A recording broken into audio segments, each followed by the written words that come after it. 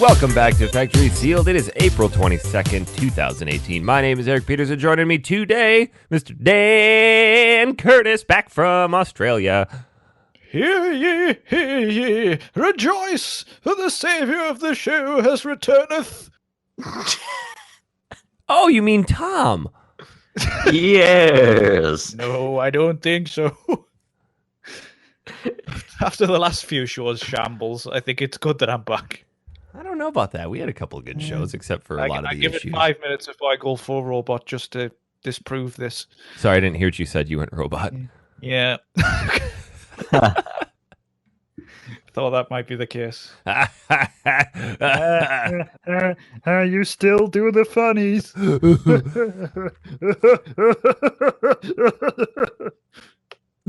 It's like some sort of really shitty, evil supervillain who's just a bit soft in the head. It's the laugh of Dr. Smooth area. I will refract my laser beams from my nether regions. Welcome back, Dan. We've missed Thanks. you. It's good to be back. Oh, Tom's gone. Oh, bye, Tom. It says online. Tom, you clicked the wrong button, mate. He's gone. Well, he was here. Well, it was nice while it lasted. Proof. He We lulled have everybody into a false sense of security. We thought we were safe. We were going to have 3 people, but it's just going to be you and me, and it's going to go downhill very, very rapidly, and then everybody's going to cry, and it'll be horrible. I'm not sure it can go much further downhill than where we started with the Unwrapped. Oh, he's back. Oh, Tom? Thomas. Oh, Thomas. Has Jeeves Hello. cranked the Hey. internet generator? What'd you do? Oh, it just died. What did? Discord died on me. Oh. Did you forget to plug your laptop in again? No. No, that was my fault, remember? Oh, yeah. Sorry, gentlemen. Yeah. We were just talking about how great it was when Dan was gone. Oh, those are the days. It was just Wow. So much love in the room. What kind of welcome back did you expect? Not a nice one, but come on. How was your trip, Dan? It was good. Yeah, very good. There's Australia. Been there already. Yeah. Australian Did you things, go visit some of kangaroos. your old stomping grounds? I did a couple, actually, yes. I think I straddled things better this time for you. I And learned my lesson. most of your pictures were in focus. Yes, I know. I was quite impressed with that. Yeah.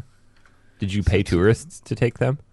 I did, yes. Oh, good. Take this on your DSLR camera, please. Here's my email address. That's where most of my money went.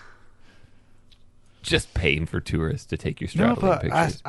as you touched on briefly on the last show, we were at Ayers Rock, and Crystal can't cope with the heat and collapsed. Yeah. What happened with that? oh, Yeah, it was fun. Basically, we were stood at Ayers Rock, right next to it. We looked at some Aboriginal art on the side, and the guide from Canada with the strangest accent in the world, who finished every sentence with "eh," Hey, don't you know? like, who was so distracted when he was talking on the thing. Anyway, that's another story. So we were stood next to Ayers Rock. Crystal was in front of me to the left, and she went forward a bit. And I thought, oh, she's going to take a photograph or something, and she just fell flat on her face Oof. on this metal grill. And then we turned her over, and she woke up, and she went, "Have I fallen over?" No. Not really, but I had to have that one in there. Oh, man. I was going to say, if Crystal actually did that, she'd be the coolest person in the world. No, unfortunately not. But, yeah. Unfortunately, she's not the coolest person in the world. No, or unfortunately, she didn't say that. Bit of both, really. Oh, okay. So yeah, that happened, and then about an hour after that, she fainted again on the bus. So you said you had to spend a Jeez. night in the outback. What did you mean? Like physically just pitch a tent and sleep with all the dingoes? No, not quite. We were thankfully near a resort near Ayers Rock, so we got a hotel for the night. Oh. But basically, Ayers Rock is 6 hours away from Alice Springs, where we were staying, and Crystal wasn't well enough to travel, so we kind of had to just get a hotel, stay the night, get a bus back the next day. Cost quite a bit of money, but yeah. So What did they determine it was? claim Just dehydration? So they actually said that she drank too much water, and combination of the heat made her sweat out all of her body salt, and she just collapsed. What was the temperature when you were there? 36 degrees. It's like an Arizona winter. Let's see. That's only 96, Dan. Only? Dan, add another 24 degrees on that, and you get Phoenix summers. That's just ludicrous. But yeah, that is actually a real thing. You got to not drink all of the water. Yeah. But they don't tell you this, they just let you crack on. So yeah. I think it's hyperhidrosis. You can actually kill yourself by drinking water. That was a pretty scary moment on the holiday, but the rest of it was pretty cool. I got to hold a baby kangaroo, which was awesome. Aww. Wow. Rescued in a kangaroo sanctuary. They get rescued and looked after. It's nice. What else did I do? You were there for 3 weeks. Surely you did more than watch Crystal fall on her face and hold a kangaroo. Lots of different day trips and things. And We got to hit the bullet points here. Face, kangaroo, Australia. well, Crystal was well enough for a week later to go snorkeling with sharks. So good. Crazy woman. Everything you did this time round, was it completely different to the first 3 weeks you spent in Australia? We had to, because of interconnecting flights and things, we had to kind of go back to a couple of places we'd already been to, but we have been to some different places. We went to west coast of Australia, Perth, which, honest to God, is just full of crazy people. And So it's like Peter Lee. no, even worse. Oh, pity me. Just no het. Oh. That's why you fit right in. No, but it was just, they have a real problem with homelessness and drugs, I think, and a lot of people just wandering the streets shouting to themselves and things like that, and it was a bit scary, really. And I went to Fremantle Prison to complete my annual labour, as Eric said I have to do. Yeah, we all knew that was the reason you were there. Yeah, it was. I had 2 weeks in there, and then they released me. 2 weeks of hard labor. There's a pile of stones. Move it from one side of the yard to the other. Once you get it moved, you Yes. get to pick it up and move it back. Yeah. Well, I actually learned while I was there that they made the convicts build the prison when they got there. That's just cruel. Yeah, well, free labor. Yeah, it's just, wow. Why not just put them out in the middle of the desert for 10 years and see who survives? I don't think, That's honestly, cool. but when, Eric, you've probably, with living in the desert and things, you're probably used to miles of nothingness. Yeah. But when I was in the outback, it's just baffling how big it is and how much there is nothing. Oh, yeah. It's wild. It's just crazy. There's just, on the bus for 6 hours, just a straight road, just staring straight ahead. And my switch had died by this point. And I was like, oh. Because obviously I went on the trip the day before, played on my Switch a lot, and then it died. And then I thought, that'll be fine, because I'll be going back on the night and I'll get a sleep. But because we had to stay out there the other night, I had no change of underpants, I had no toothbrush, I had nothing. And there wasn't a shop or anything at the resort, so I just How smelled did horrible. you survive this exotic location without your Switch? I just sat on the bus for about 5 hours and stared straight ahead. It was like looking through the Christmas window. Yes, it was. Dan told his whole internal monologue, I paid for this. I know. Sorry, I had my 3DS for now, and then that died as well. Did you bring a book? No, not on that trip. I had a book in my suitcase, but that was back at the hotel. Didn't you check to see how far away this place was going to be? And like time did it out not. and say, okay, if I charge my Switch, it'll get me 2/3 of the way there. And then... but you're missing the point, because I didn't really think I was going to have to do 2 trips. I knew I'd be coming back on the night, but you were coming back really late, so I thought I'll just go to sleep. I didn't need the Switch. So, no but the day contingency after, 1:00 in the afternoon, come back. So, yeah, bad times. Get yourself a Kindle. Yeah, those things last for They months. last forever. I think I got one 6 years ago, and it still has full battery. It's because you don't use it, probably. Oh, that's it. That is it. Like my mother bought one. I've never seen her read a book in her life. Yeah. She never used it. But new and shiny, that's where you get it from. Clearly. Yeah. But my mother also likes to throw everything out after it's been collected for about a year. And then she goes, do you still need this? She does that at Christmas. Unwrap it. You still need that? As soon as I've unwrapped my annual box of Lucky Charms, she just rips it from my bosom and throws it away. From your bosom. From my bosom. Gonna suckle on your teats. No, I don't want my mother to do that. No, the really Lucky strange. Charms, Dan.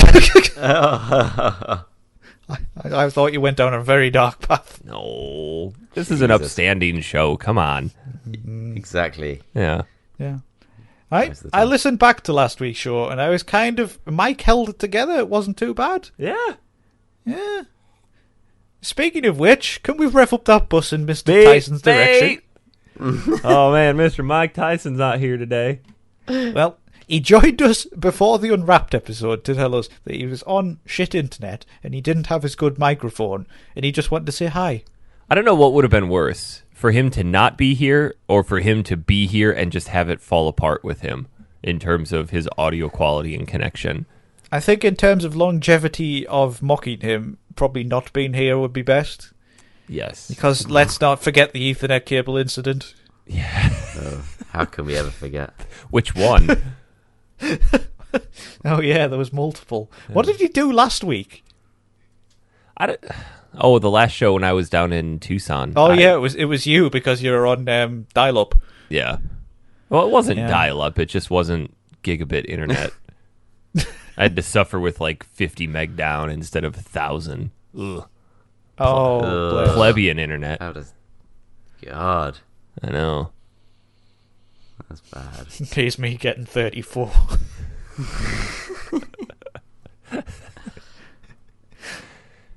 Yeah. So Mike isn't here. Tom is, though. Tom, is this going to be your last show for a while, or are you going to be here next week too? Are we sure that is Tom or Mike in disguise? I'm not sure that any of us are anyone. No, honestly, this time it's me. Oh, good. This time it is me. We weren't sure you're going to be here because you have this awesome habit of checking your phone. Of not checking. Yeah, that was the Yeah, sarcasm. you missed our word there, mate. Well done. No, the sarcasm. Oh, I see. Yeah, I see. we got there. Oh, I get the joke.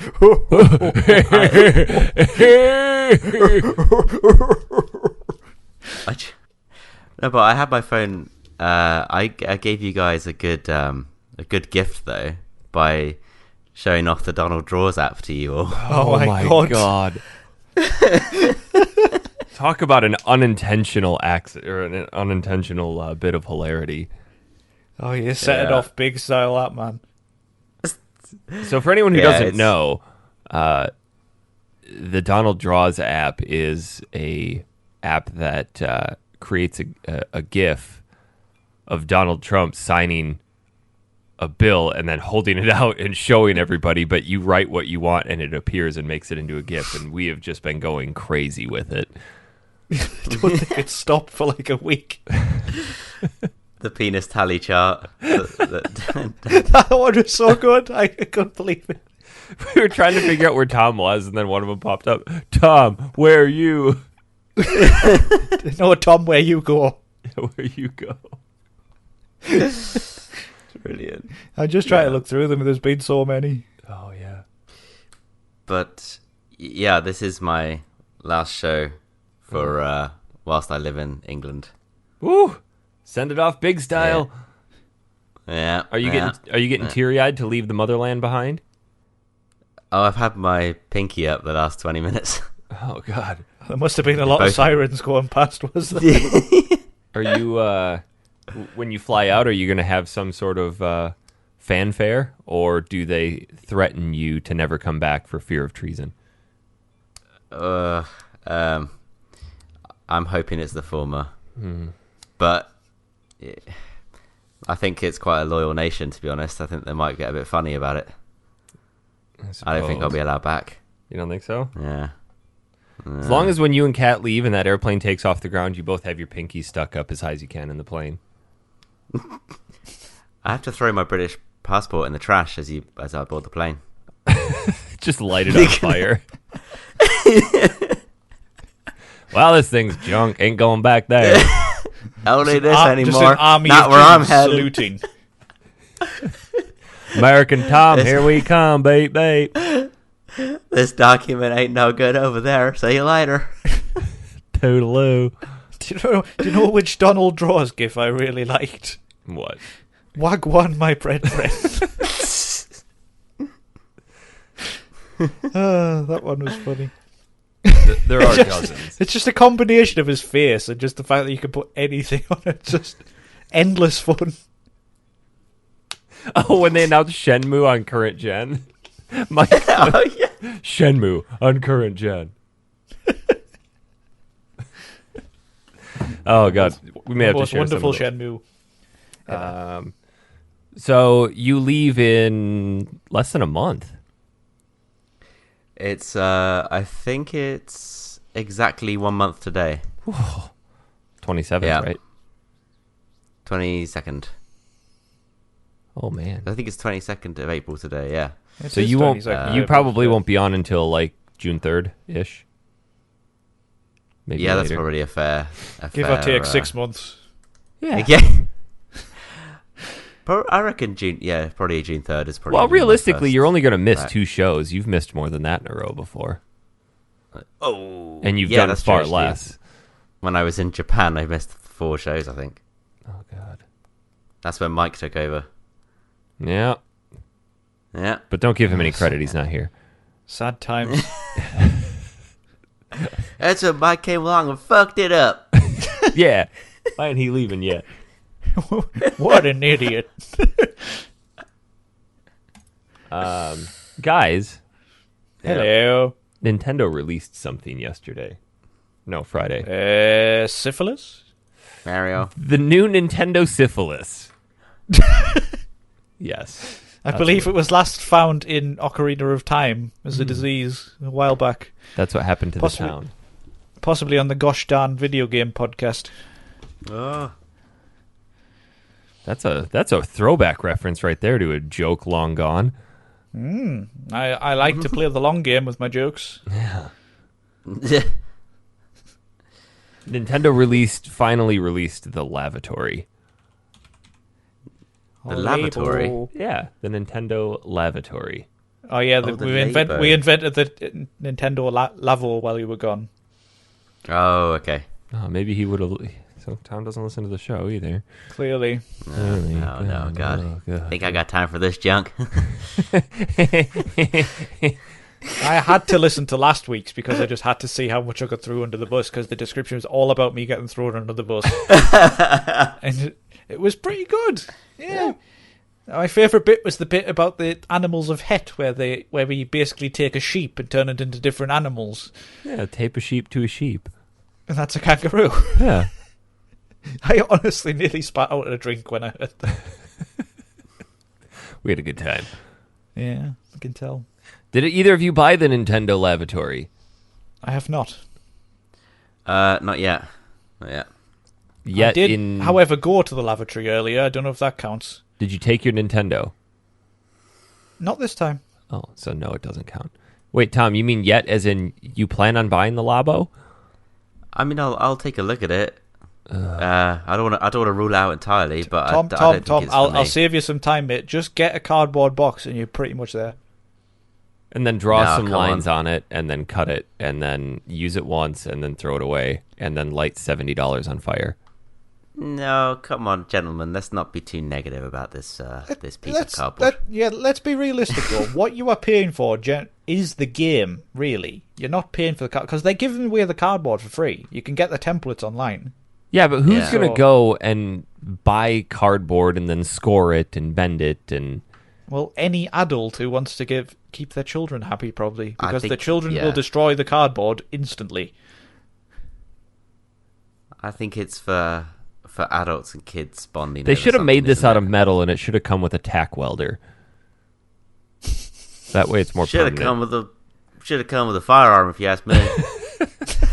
Any video game system that doesn't come with a firearm ain't worth its weight. Should have had that American flag on the box, I think.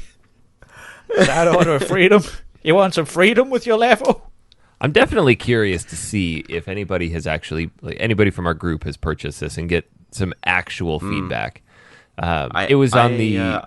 Go ahead. No, I think it's going to be pretty successful. Me too. My whole social media feed is really positive about it. I don't think they can't lose money on it because it's cardboard. Yeah, true. It's just it's packaging essentially, just made in a different way, and surely that cost them absolute pittance to make. Yeah, I think putting Nintendo on a piece of cardboard is genius. Anyone will buy it. They Yeah, thought see, this and through. that's just that proves my point of Nintendo can just put their name on anything and people will buy it, and they are well aware of Yeah. that. Oh yeah, yeah. Nintendo, turn in a box. Yeah. I don't know. It was on I know the what it was you on mean. the Amazon treasure truck. Nintendo arse spike. Yeah, Nintendo butt plugs.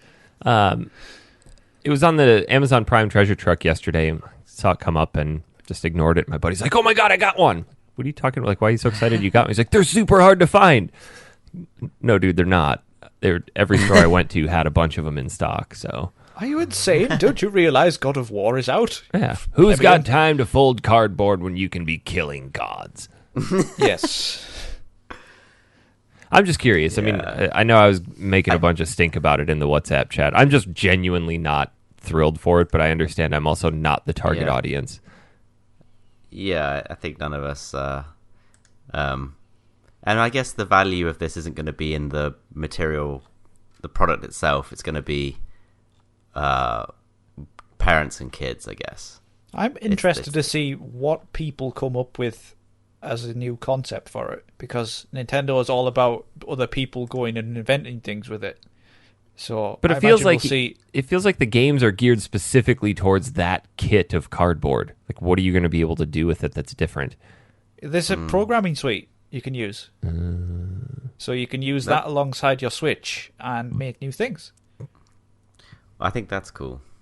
I think the That has- technology that has behind it's potential. fascinating. If you watch the videos where Nintendo goes into how it works using the IR camera of the Switch and things like that, it's genius, really. But it's Yeah, I'm cardboard. intrigued. But it's cardboard. Oh my god, just plate yours in metal or something and you'd be happy. Yeah. No, I'll print it out in wood with my new laser cutter. Oh, what a segue that was, my friend. I wasn't trying to segue, but I Segued did. straight into it. No, I bought a laser cutter for my office. Is that in case you want to strap somebody down to a table and direct it towards their genitals? Or Well, yeah. are you secretly an evil villain? Well, towards my own genitals. No, Mr. Reagan. I That's expect part you of to that die. there platinum massage package, Tom. Lasers to the Sorry? genitals. That's part of the platinum massage package. Oh, I'll take it. Deal. That's Don't it. get into the massage thing again. Whoever I'm still a bit listens to our scarred. Unwrapped will get that reference because that got weird real quick. And the rest of you will not. Yeah. Yeah, that's that. But speaking of your laser cutting tool, Yes. Basically, they were talking about jacking it. That's all you need to know. Again. Carry on, Tom. Do apologise. Eric had made me the the Kojima Productions logo Yeah. out of one solid piece of maple, which is beautiful. And now I have to find a way of carefully shipping that over. I'm very nervous about it. Just chuck it Just in a gonna- backpack. It'll be fine. I would say get a bunch of packing peanuts and bubble wrap. Peanuts? Yeah, Packing penis. packing penis. Yeah, you know the little foam I haven't penises heard that of you put those in before. packages. Oh, the little squiggly polystyrene bits. Yeah, but we call them Foam. packing peanuts Oh, okay. because they look like peanuts and they're used for packing. Therefore, they're called packing peanuts. Packing penis. Do you guys honestly go to the store and can I get some of the little polystyrene bits? I think they're just called packaging materials. Jesus, you guys are Because we're dull. always so literal. Yeah, kitchen foil. Yeah, foil for the kitchen. Get a bunch of bubble wrap. Okay, Okay. lay it down on there. Is that what we call wrap with bubbles in? Yes.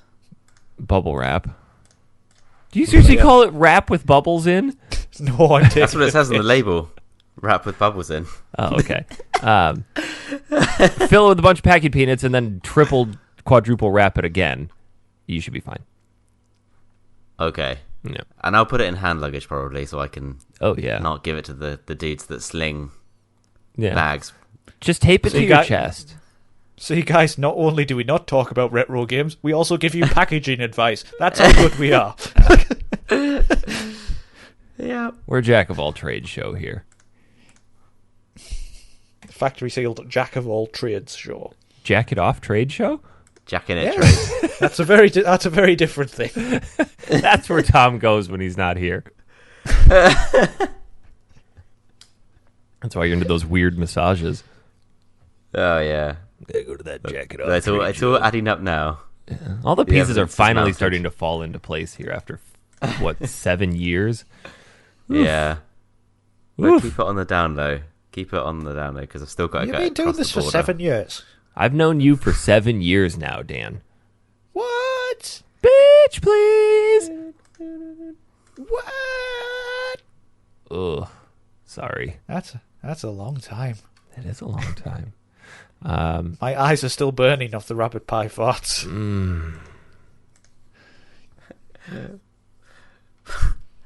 There's good memories right Another there. tally. Put another tally on the years I've known you chart. It's a slow chart. It doesn't fill up Oh, nearly as quick. We missed a penis joke chart from the packaging penises. Dan, you're off your game. I know. I'm out of practice. Oh man. I got a segue though. I'm pleased. Yeah, with but that. it wasn't really a segue, so you're definitely off your game. It was a segue. You went straight into talking about laser cutting. Well, because you brought it up. No, I didn't. You brought up the segue, so I had to segue. I couldn't leave you hanging there. You'd already talked about it. Should we talk about a video game? Because there's a game I on, really then. want to talk about. What the hell's that? A Way Shenmue. Out. A Way Out. Yeah. Oh, the co-op prison game. Yeah. Any good? Oh, yeah. It's real good. My mom and I have been playing through it. It is a fantastic concept. Tell me about it. So you can play it locally or you can play it online, but regardless of how you're playing it, it's completely vertical split screen. So at all times you can see exactly what's happening on your partner's screen, even if they're not sitting right there next to you. The premise of the game is it's basically Prison Break, the video game, where two guys end up in prison together and they make a plan to break out and head to Mexico and exact revenge on the people I who thought you were framed going to them. say something else with two guys in prison. Drop the soap? Yes. Oh, that's a different game. I wasn't expecting this in a way out. That's called Soap on a Rope. Push square to drop the soap. Yeah. Tom, I think this game would be right up your alley. I wouldn't play it with Cat, though. Oh, yeah.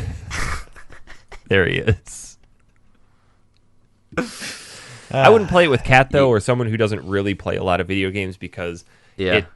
towards the end, it does kind of turn into an Uncharted style shooter, which is a ton of fun, but it can be really frustrating if the person that you're playing with isn't as good at those types of games. But the pacing in it is really neat because it goes from just mundane crap like, we got to go procure these bed sheets so we can create a rope, and you have to distract this guard while I sneak in here and get this, and then we'll meet back in the cell and we'll construct this stuff. And one of the scenes, because you share cells next to each other, and you're passing a wrench back and forth to undo the bolts on the toilet, but the guards are patrolling, so one person has to keep an eye out for the guards and tell you, hey, the guards are coming, but leave you enough time to hide the wrench and slide the toilet back into place. So it is very cooperative, not just in the sense that you're playing the game together, but you have to physically talk to each other to figure out what's going on.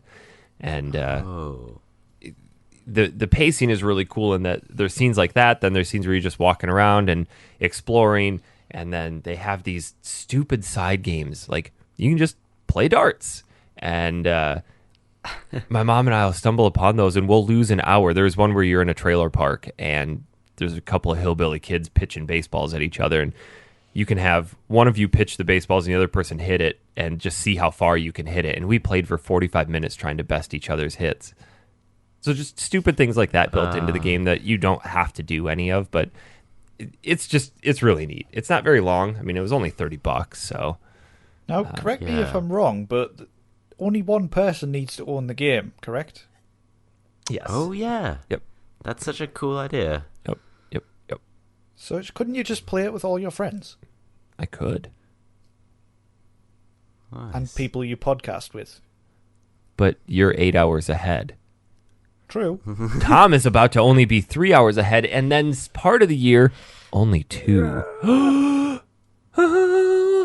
That means more game nights with Yum! Yes! So Hey, I'm planning to go to Canada next time. I fall in love with it as well. Who knows? no, you best not. You better come to America. Oh. Yeah. You do know that Canada's not in Australia, right? I'm aware, yes. Are you? Are you sure that it's not? You're aware that it's not near Australia, right? I have been to France before, you know. Is that in Australia? I've been to Spain as well. That's definitely in Australia. He's been to Scotland. Ooh. I've been to Scotland. I've been to Wales. You've been to Ireland. I've been to London. Sorry. Yeah. You weren't happy about that trip. I was. I had a lot of fun. It was good. Actually, he enjoyed it. Did. You bet on me mourning within a few minutes, and I didn't. He really didn't. No, I Yeah. enjoyed it. I was dying from a cold and still enjoyed it. Yeah, you came down and got Mike and Hazel sick the weekend before their wedding. Yeah. Well, Have they those didn't drugs invite me. kicked in yet? No, I'm still waiting. Still waiting on those Alka-Seltzers. They'll kick in when you're least expecting it, and you'll wake up and you go, damn it, I feel good. 4 o'clock in the morning, 6 years from now, just wake up. God, I feel so alive. It must be the Alka-Seltzer I took. Peterson 2 years wasn't ago. kidding. He'll be on his deathbed and they'll finally kick in. Oh, there it is. Got 3 more years out of me yet. But yeah, I feel like once I move, there's a few games I want to jump into. So A Way Out is interesting, and I think a couple of days after I land, Detroit Become Human comes out as well. Oh, God, that's coming I out forgot soon. that's coming out soon. Yeah, so I hope it's better than Beyond. I didn't like Beyond very much. I reckon it will be. Beyond was not very good, was it? Now, I didn't do you enjoy guys it. remember when, after Beyond, they released a tech demo video called Project Kara? Yes. Yeah. And then they vowed this is not going to be our next game. And it is the next year. It is. is. Which I'm super happy about because I was really depressed when they said Project Kara is going to be nothing because that was such a touching little vignette. Yeah. Oh, vignette, eh? You like that? Fancy. Lovely. Christy I wants know to you watch got- me play it simply because one of the guys from Grey's Anatomy is the main character in there. And she's all Really? saucy for him. Oh yeah. Oh, yeah. Grey's Anatomy, which has killed off most of the original cast. Yeah. Yeah. Spoilers. Oh, yeah, that comes out May 25th. I didn't know it was still going. That Yeah. show. So I know you and Mike talked about it at length last week, Eric, with Celeste. But honestly, I played it to death on holiday. What a game. It is so quite good. Never played it. Like Mike's predicted, I've collected most of the things in it. I've done all of the B-side levels. Oh god, they were horrible. I just didn't feel that pull to replay any of the levels, though. Oh, I got really sucked into it. It was perfect for the playing and things like that. And just there were some bits where it was again. really, really frustrating, like unnecessarily so. Oh, try the B-sides. Nah. Oh god, but I've heard it was it's a really very good time. difficult. I got a little game for Switch called Flint Hook as well. You Isn't that guys kind heard of this one? the... Oh, I'm thinking of Ocean Horn. Yeah, it's That's good. basically you are this. It's a roguelike. So you've got procedurally generated ships, and you are this character who has a blaster and it's called the Quick Hook, and you can zip round different hooks in the levels, and then you have to you'll get hordes of enemies attacking you and things, but then you get upgrades and you can equip perks and then increase your abilities and things like that, and it's quite addictive. It's quite a frustrating game because if you get up to you have to get up to a boss and beat it. So you have to do four rooms on a ship. No, 4 different ships, sorry, and then you'll have to go and beat the boss. But if you die at any point, you go back to the start. So That sounds and annoying. it gets harder and harder, but I had a good time with it until it got really difficult. Kind of looks like And Rogue Legacy a little bit.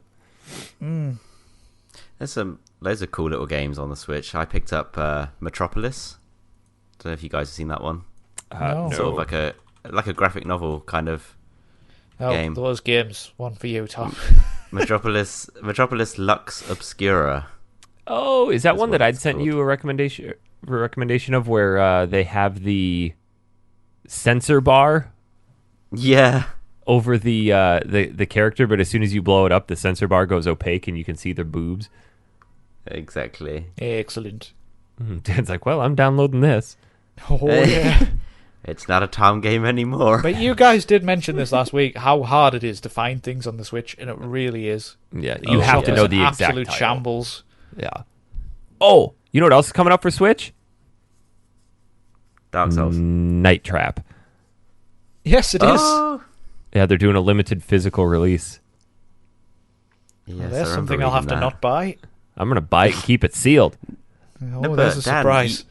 Dan, you weren't on the Night Trap I show. know, but I remember See? Night Trap vividly. Yeah. I used to have a VHS which had clips of Night Trap on. Now, even as a kid, I was like, "What is this?" Yeah, but you never It got to is experience the joy.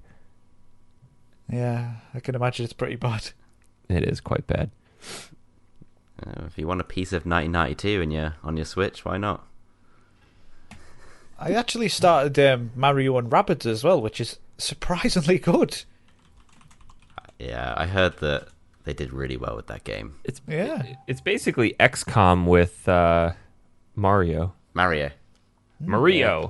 It's weird at first, but it has a lot of humour, kind of in the same vein as Paper Mario, where it's a bit risque and things like that. Risky? So, risque, A bit Risky. risque, yeah. Risky. not risque. No, risque. I know. I know. Makes a change. I know. Believe me, I know. Guys, should we talk about the actual game that everybody's playing right now? Because it segues into our purpose of the show. Monster Hunter World, right? No, actually, that game is not it at all. Oh, Nobody likes that game. Horizon Zero Dawn. Only Tom likes that game. Oh, you must mean Persona 5. What? There are less than 0 people that like that game. Are you thinking of Mad Max? That game is awesome. It is a really good game. Have you tried it? Yeah. It was On PS fantastic. Plus. Yeah. Such an underrated game. Yeah, Eric's having a good time with it, aren't he? No, I haven't played any of it. No, Pat. that's your big game for this week that you wanted to talk about. Oh, yeah. Yep. When I was back in Minnesota, my brother-in-law was playing it. So I actually watched him play a good chunk of it. It's interesting. You can harpoon people and drag them behind your car. What more do you want? It's kind of a mix between Just Cause and Red Faction Guerrilla in that it's a giant, sprawling, open desert landscape with almost nothing to do. And Batman as well. Ah, yes. With less square, though. There's a lot of square. More triangle. No, but the game that I want to talk about, you hardly get to press square at all. Unfortunately. It's more sort of R1. I think you're talking about Dog of War. The new Dog of War, yes. Yes. Yeah. I mean, I don't want to... Well, mild spoilers ahead, I guess. I don't think we're going to spoil anything, but I think we're doing ourselves a disservice if we don't talk about this because, yes, the new God of War came out on Friday, the 20th. After a slew of fantastic reviews. Holy shit. What a game. Did you guys watch that video of the director crying when he read out all the reviews? Yeah. Oh, bless him. I've not actually consumed any media surrounding this game. I've really tried hard not to. Which is why, to be fair, I didn't know until a few days ago that the game was done in one continuous take. Like, I've read nothing about this game outside of watching the E3 trailers on purpose. Oh, God, and it's just so immersive. It's amazing. The way they've made it is just animation, the design of the world, the way the characters move, the character design. It's on another level. It's not... It almost feels like a reboot without it actually being a physical reboot. Like the Tomb Raider series, when they went to Rise of the Tomb Raider... It actually reminds me of Tomb Raider, though, in some ways, the way it's done. Yeah, but where Tomb Raider actually took the series and completely flipped it on its head, this still stays pretty true to a lot of its roots, but it completely revamps a lot of the stale mechanics that I'm sure we'll talk about when we get to the other God of War. It is a completely different game, basically. If you played any God of War in the past, this is nothing like them. You've got... Where those had those kind of sprawling arenas where you could see the entire arena and all the enemies around Kratos and things. This is very personal, and the camera is like directly behind Kratos' shoulder, so it's a third-person combat game now.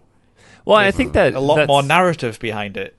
That's important, though, too, because the story itself is more personal. And if you were to have it feels less grandiose at this point. It feels kind of more. But at the same time, though, family. Kratos is he's a different person. He is now raising a child, and he's trying to impart what he's learned over his violent life to this child. And he's trying to do it in a adult, calm manner. But he's also a huge asshole to his kid.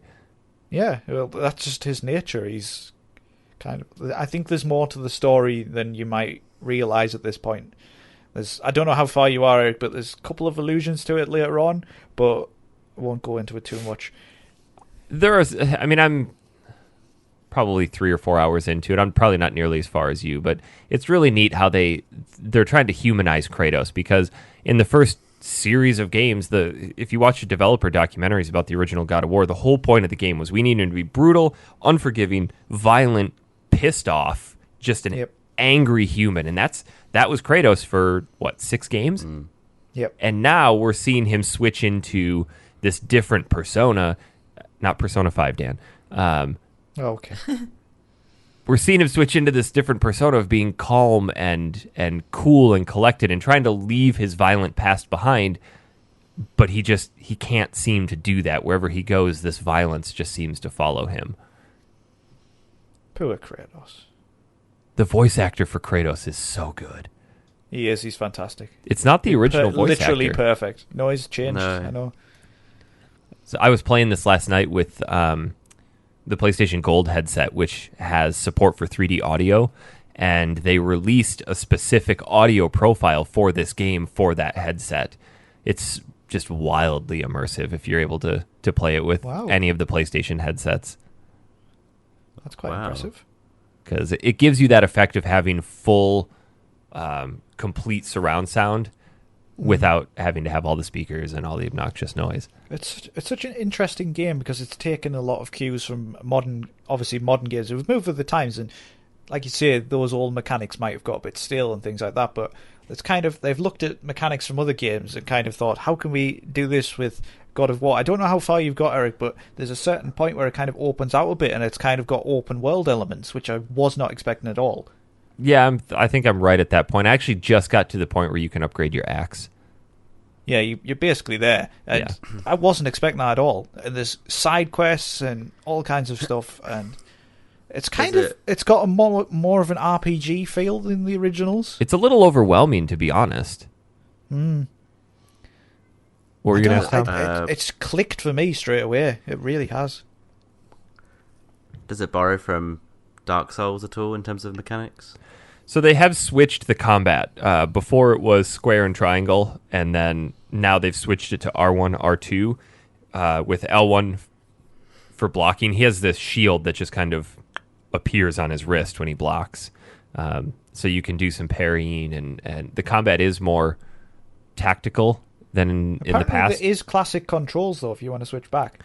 Yeah, which is good, because I'm not a fan of tapping R1 that frequently. I think my muscle dexterity for my pointer just isn't there for that, because I'm used to pressing buttons with my thumb.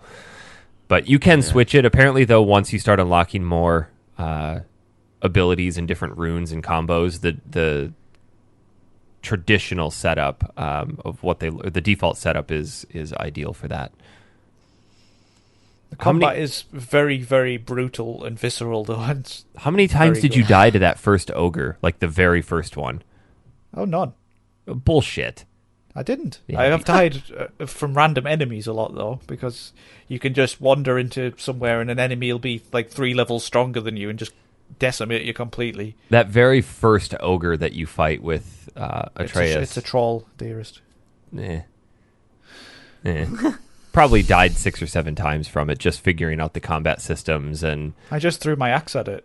See, I didn't do that. I was trying to be up close and take the Dark Souls approach to rolling around him clockwise and all of that. No. Oh my god, throwing the axe is the best thing ever. It's basically so Thor's cool. hammer. It is, but it's so cool.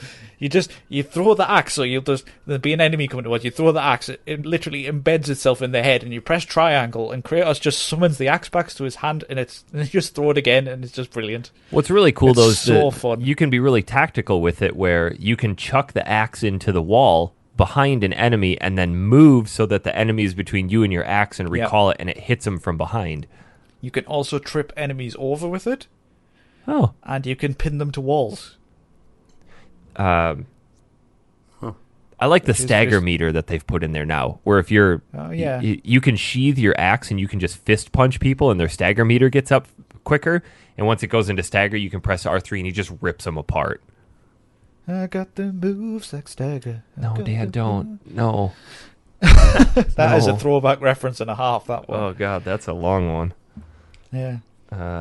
Make my dreams come true. Final Fantasy 13-2. Sorry, that was. Yeah, there you go, Dan. We got both of them in there. Beautiful. Is there a limit to how many times you can chuck the axe? None. No. Well, what? I basically. Well, you have to recall it. Yeah. Okay. Sometimes you forget to recall it, and then you end up punching them, and you're like, "Where's my axe?" But it doesn't matter how far you've traveled; it'll just go flying back to you. It's also integrated into puzzles and things, so you'll throw it at like targets, and then it sticks in the target and frosts it because it's a frost axe, so it freezes over things. So, for example, you might have to pull down a bridge, and then when you've pulled down the bridge, you have to throw the axe at the target, and it freezes the bridge in place. And then you cross the bridge, and then you summon the axe back. Wow. It's really cool. I definitely like the switch to the Norse mythology. Because basically Kratos has made his way through the pantheon of Greek gods, and he killed them all, I believe. At this point, they're pretty much all dead. And So they he's left got Greece in a complete state, I believe, as well. yeah. He's got to go find some other gods to pick on. But I think of all of the other ones, I'm glad they chose that because I think it fits more with the style of God of War than if you were to go to, say, Egypt or India. I think it's a kind of an unexplored setting in games as well, so... Skyrim. Yeah, I suppose. Well, but that's fictional. It's not based on fact. Yeah, that's true. I'm just curious to see where this goes. It's interesting how long people are saying it's taking them. The average just to get through the story is like 20 to 30 hours. What? Well, which is insane. There's everything on the side as well. Yeah, That's crazy. I finally read a couple reviews, just breezed through them, and one of the guys was saying that he's finally finished almost everything in about 60 hours. That's fine for me. Yeah, that's wild. Considering the original is about 6-7 hours. So Yeah. Well, one thing I did read was that when you were when you're navigating around the open world, rather than there being loads of collectibles, you're just discovering little pockets of story in hidden areas in the world. And you pick up little journal entries, and Kratos can't read any of it, but his son can. So his son does the interpreting for you, and you kind of do have to dive into the menus a little bit to get the most out of the game. See, I thought in the build-up to release of this, with the sun mechanic and things, I was a bit scared of that because I was like, how is it going to work? Is it going to work well? Is it going to be a giant escort mission? Yeah, but the way they've done it is pretty damn good. And I like how he's more of a passive character than anything, where you can just press square and he'll shoot an arrow at something, but you don't really ever have to worry about him. Because had they given him a health meter that you had to make sure stayed up, I would have not been sold on it. No, I think it's more because of the setting and things like that. It works really well. Because you want to know, like, Kratos is really distant with this child, but why is he so distant with this child? And there's more to it than we know at the start of the game. Well, I think he's a little standoffish on it because he remembered what happened to his first kid. I think he doesn't want that to happen to this kid either. I don't want his ash on my skin. But yeah, Spoilers. I really don't want to ruin too much of it because I think this is one of those games that you have to buy and play. This is going to be one of the defining games of this generation. I think so as well. Kind of like God of War 2 was on PS2. It was the defining game of that generation. Did you guys think it was going to be this good? I didn't. I honestly didn't think it would be that good. No, I thought I wasn't going to buy it until the reviews came out, and I was like, 10 out of 10 from multiple outlets? This has got to be damn good. Yeah. Because I didn't see much media about it and things in the build-up. I've never been a huge God of War fan. I've played a couple of them, but I've never been a huge fan. But I saw that, and I was like... And then I saw some of the clips and things in the polish it's got, and I was like, yeah, I got to get this. I think I'm most impressed, though, about the cinematic quality of it. It's just so engaging to watch. Even from the time the title screen loads, there's no camera cuts at all. If you die, then the game reloads, but there's physically no camera cuts. And it makes for the story aspects of the game to be really interesting because you're used to that traditional A-B cut where this person's talking, then it cuts to the other person's response and back and forth and back and forth. The camera is constantly in motion and swinging around and giving you different angles, and it's just a really unique way of telling this story. It makes it feel more insular, like you are Kratos. And I think that's what's really good about it. And I tell you what, if you have the option to play this in 4K HDR, it's the best looking game I've played. Oh man, I wanted to buy a PS4 Pro so much for this. Yeah, that was what I was going to ask you, Eric, was are you really noticing the difference with this game on the PS4 Pro? Yeah. Because I've finally taken the time with my panel to sit down and just go through all the settings and tweak everything perfectly, which you can't buy an HDR panel and just expect it to look perfect out of the box. You have to mess with it and tweak it and get it set just perfect, especially if your lighting in your house is different. And finally got all that squared away, and it's unbelievable. especially when See? it's those really close up shots of Kratos and the different characters. It's so good. But even on my TV, I do have a 4K HDR TV, but I don't have the PS4 Pro, and it looks fantastic on this. Oh yeah, it's still going to upscale and look really good. But yeah, so. But I'm sure as time goes on, we'll talk about that. But guys, should we actually get to the game we're meant to be playing, which is God of War? I'm confused. Oh yes, I can see the confusion. We aptly I'm surprised timed the it. new one doesn't have a subtitle. Well, the Tomb Raider reboot didn't. True. Whoa, there's no subtitles. Shut up. There are, but they're really tiny, and they actually just released a patch to make all the text a little bigger. Oh, did they already? Yeah, there's Oh a my God, got that out quicker. 1.12 patch.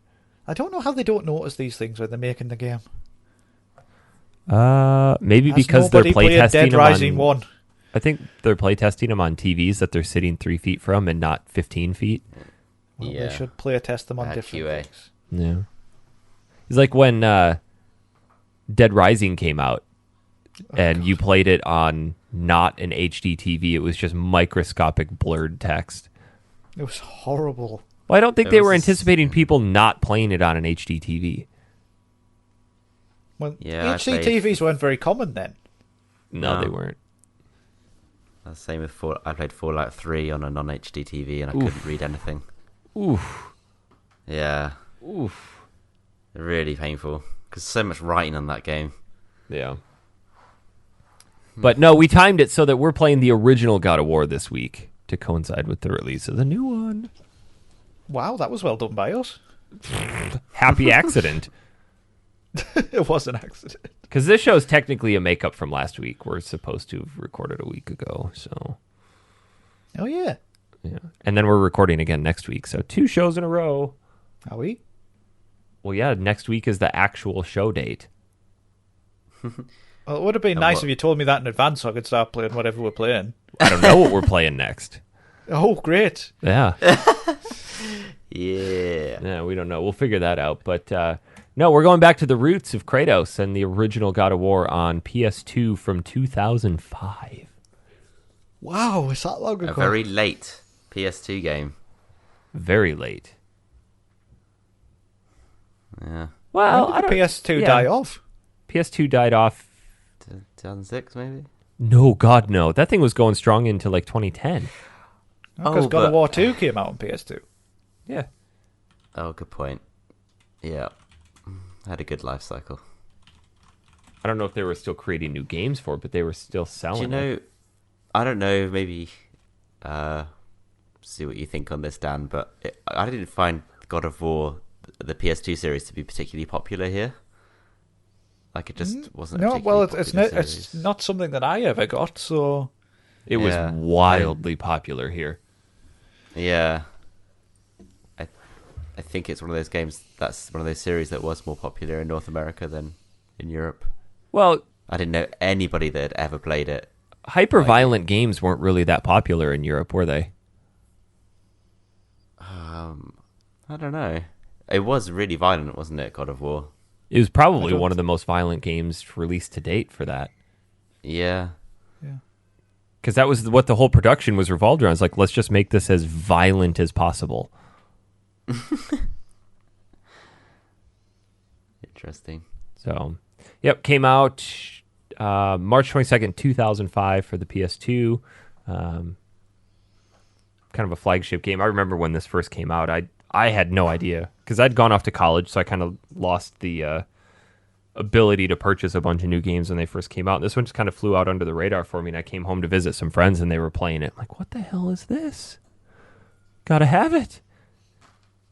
But moving forward, though, I was never really the biggest God of War fan. I thought you loved these.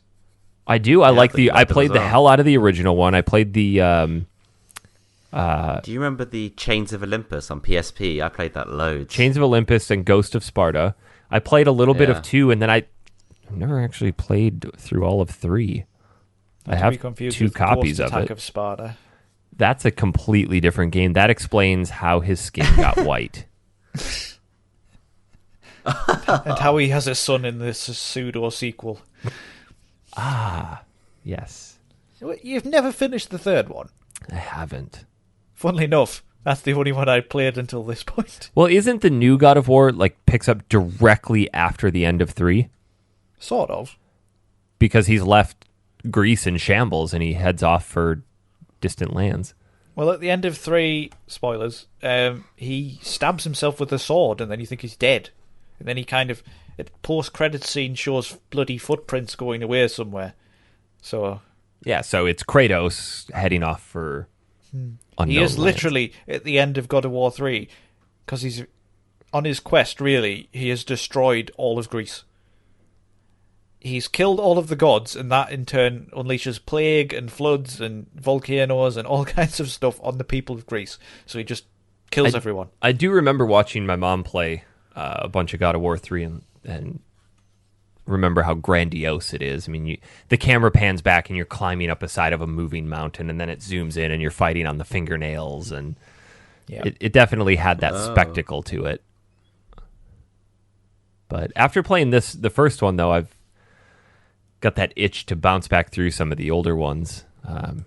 Once we finished this, I actually opened up Ghost of Sparta, because that's the direct storyline sequel to the original God of War. That's PSP, right? Yes. But they did another PS3 one called Ascension? Well, they did the PSP ones in a PS3 HD remaster called Origins Collection, which also came out on Vita. And those are... I'm playing it on the Vita. And Ghost of Sparta won mountains of awards. Yeah, those two PSP games, Chains of Olympus and Ghost of Sparta, were some of the biggest PSP releases. It was wild to see those types of games and that spectacle running on that console. Yeah, and they run really well too. Yeah.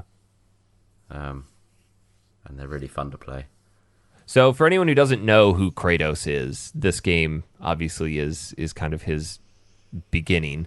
Other games delve a little further into his backstory, but essentially he was a Spartan general and known for conquest and battle and just eviscerating his enemies. And during one battle with the barbarian horde, his enemy or his army was overcome, and right as he was about to be killed, he cries out to Ares,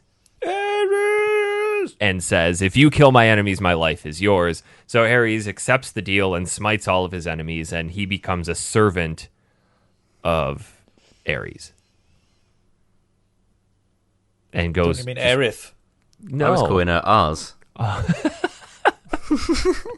It's a girl, Ars. Ars. I think that's wrong, Tom. Definitely think that's The wrong. God of War, Ars. Yeah. Ars? Yeah. It's the I'm Welsh. Ars. It's the Welsh spelling. Ars. Yeah. So he goes on this conquest and just obliterates enemies in the name of Ares. And basically he's a bit of an asshole, isn't he? Oh, yeah. And in one of his blind bloodlust rages, he is tricked into killing his own wife and child. Tom, it's not meant to be a comedy. I was waiting for the laughter track. Everyone was silent, so I thought I'd chuck it in there. Oh. Sorry. Which they just kind of appear at that church. I think Ares teleports them there. I'm sure it's explained in a different game how that happened, but Ares felt that if he was rid of his earthbound family, then Kratos would not be tied to anything and be more of a diligent, deserving servant. So he tricks Kratos into killing his family, and that awakens in him this desire to exact revenge and say, you know what, this wasn't worth it. I will kill the God of War. And he comes out. Not really a very good plan by Ars, was it? No, definitely not. But that's how he gets his white skin. Yes. So he comes out of this church, and that's when he's dubbed now the ghost of Sparta. So it's the ashes of his wife and child that have turned his skin white. And then he goes on a rampage to kill Ares. Ashes conveniently don't cover his red bits, though. Well, no, because then he wouldn't look as cool. And then they just kind of become pink. They'd be pink bits. Yeah. Yeah. Maybe a different skin. They should release it as DLC. His skin was originally supposed to have blue tattoos on it. Yeah, they went through a few designs for him. A few, I yeah. watched the documentary. Yeah. Interesting. So then Athena says that... So Kratos is plagued by all of these nightmares of what he's done. He can't sleep at night, and he wants to be rid of all of these nightmares. So Is that the same as plagued?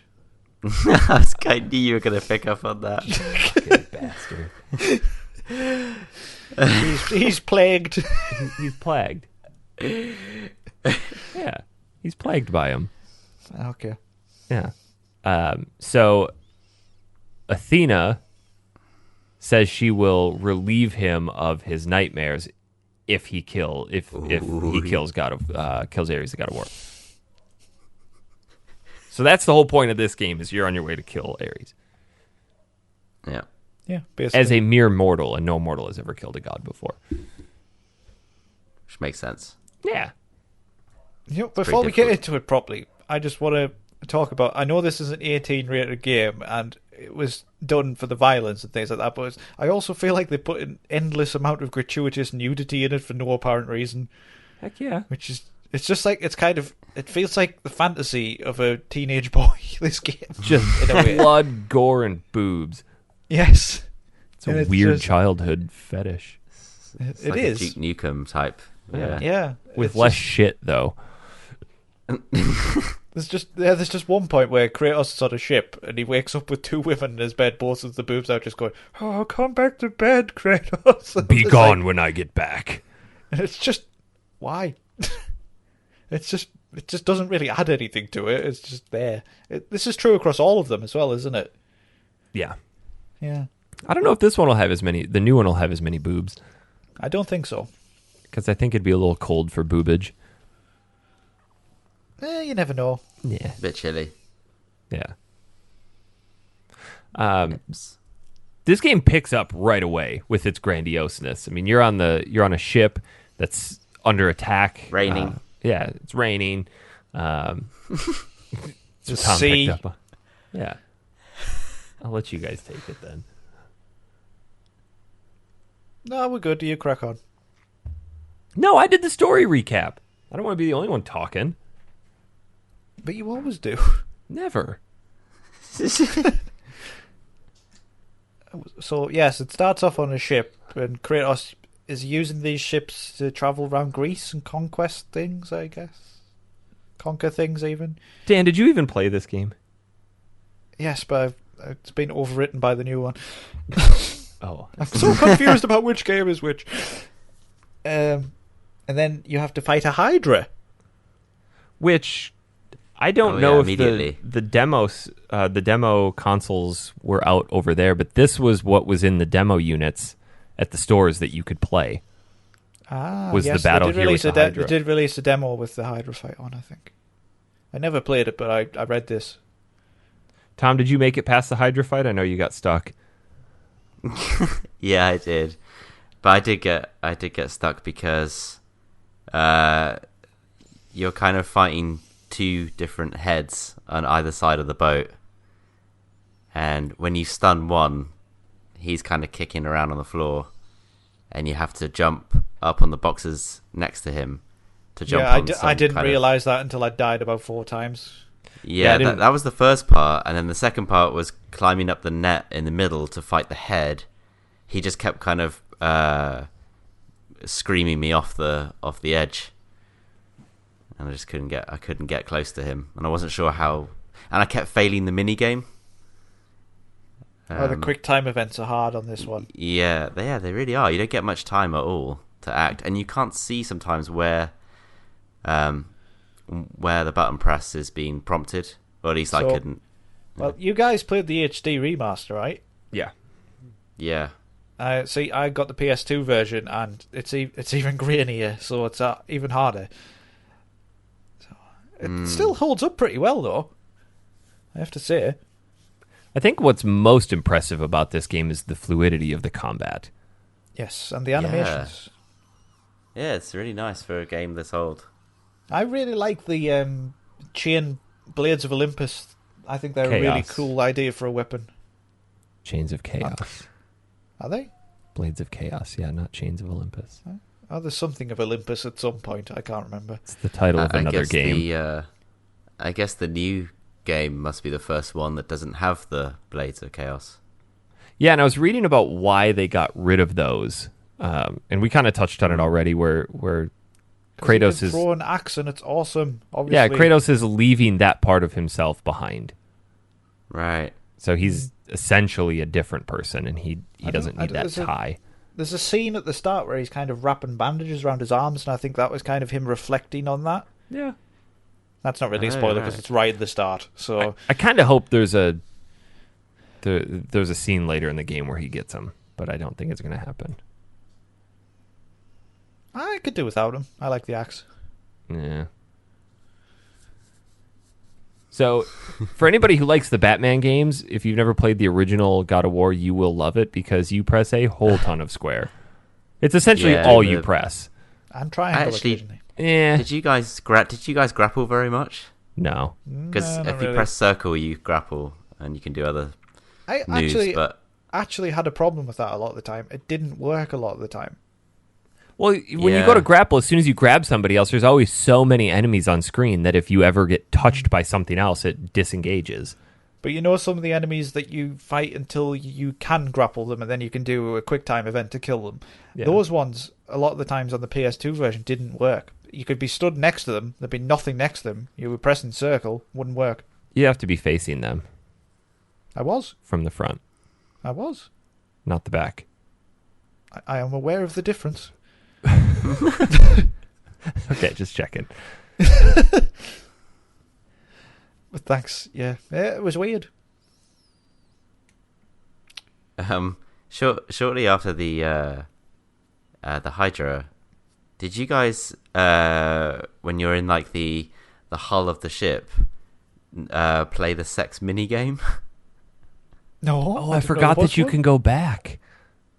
Yeah, there's a sex mini game that you can play with the women there. Oh god! You basically follow a whole bunch of like QuickTime event plays, and you'll be rewarded with like you get a ton of red orbs each time you do it. Wow! And yeah, it's ridiculous. Is there a limit to the number of times you can do it? No, you can just keep going. So you could just level all of your stuff up right away. You could keep going until it falls off. Yeah, but every time you do it, so the first time you do it, you get, say, 500 red orbs, and the second time's 400, 300, 200, so it is going down slowly, but yeah, you can farm a lot of red orbs from those women. Oof, that's gross. Wow, just like real life. I don't want any red orbs. That's so stupid. Like, this goes back again to the teenage fantasy kind of thing. Exactly. Yeah. That was the only time I saw anything like that in the game, but it's before you get to Athens, which I think is probably the next part. I don't know if we necessarily need to go through each bit by bit, because it's just it's more of the same, really, isn't it? It is. The thing that definitely has not aged well with this game is the approach to combat. The combat itself is a ton of fun, but it's wildly frustrating at points because I felt like at least certain locations just came down to dumb luck. Yep. And it gets to a certain point where the way they introduce enemies, the way the enemies attack is kind of very unfair, and you don't really have a chance to fight back sometimes. There was multiple times I died where I was just getting hit when I was on the ground, and then hit again when I was on the ground, and just died. And I don't know if that's a limitation of the PS2 where they couldn't have as many characters on screen at a time, so they gave the characters that were on screen more health. So when one died, then another one took its place. So you constantly have the same number of really strong, really hard to kill characters on screen. And oh my god, those Cerberus dogs are the most annoying things in the world. Cerberus cute, dogs. Yeah, the little dogs that turn into Cerberuses. Oh yeah. If you don't kill them fast enough. Yeah, but the way they attack, is just so frustrating. Yeah, but if you use your spin attack, you can get them pretty quickly. I tell you what, this game got a hell of a lot easier because you can upgrade your blades, right? If you upgrade the blades to the top level, you get an attack with L1 and square where he basically spins the blades around his head. But it takes a little bit of... kills everything. It takes a little bit of luck to pull it off, though, because you have to hold L1 or press L1 and then hold square, and he's got to wind it up before he hits his final... I didn't have any problems. And if you get hit at all, it interrupts it. Got a lot easier. I kind of wish I wouldn't have exclusively for most of the game. I wish I wouldn't have dumped as many souls into the Sword of Artemis as I had. That thing was kind of worthless. Yeah, it was just a pointless. It was super strong, but weapon. You had to be really close range for everything. And you couldn't do grapples either. Oh no, you couldn't. Yeah, I didn't find myself using a lot of the different tactics like triangle to shoot him up into the air and then jump up and then smash him back down. I just did the L1 square and just spun everywhere. That's pretty much all you need, really, to get through it. L1 square and then spin around and then hit a bunch of people. It's just too much fun. I went from really enjoying the combat at the start, and I thought, right, for the time this is fantastic and things like that. And then as I progressed and it got progressively harder and things, I just found it a slog. And the way the enemies come, like when you have to fight those Minotaurs and you'll kill one and then two more will appear, and you're like, really? Yeah, that started to get a little shit because they're so frugal with the health. Yeah. And if you make it to one of these sections and you just have a sliver of health and you die, you respawn with a sliver of health. So there were a ton of sections where... What's that?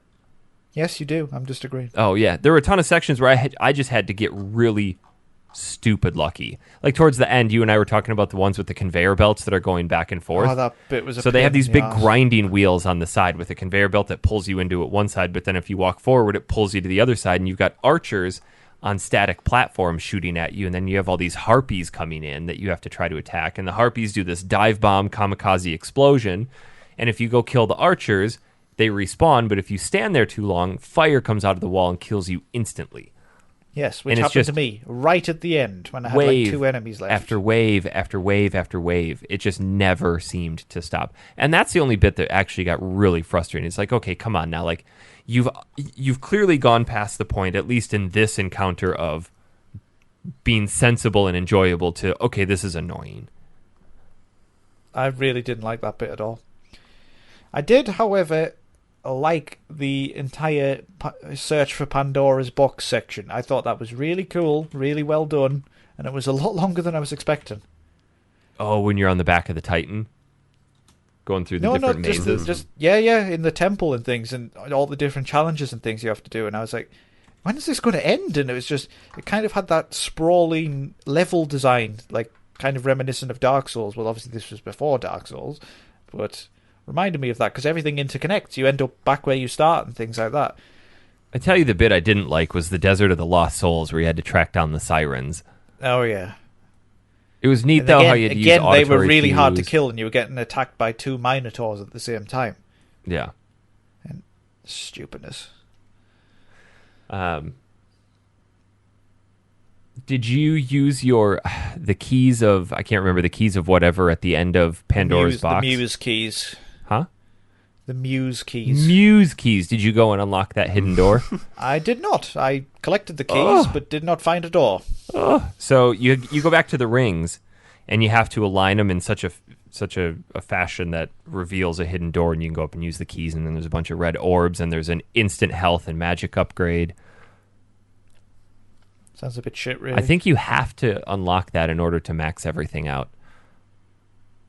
Yeah, because you can't, can you? By the end of the game, the only thing I didn't have maxed out was the Sword of Artemis.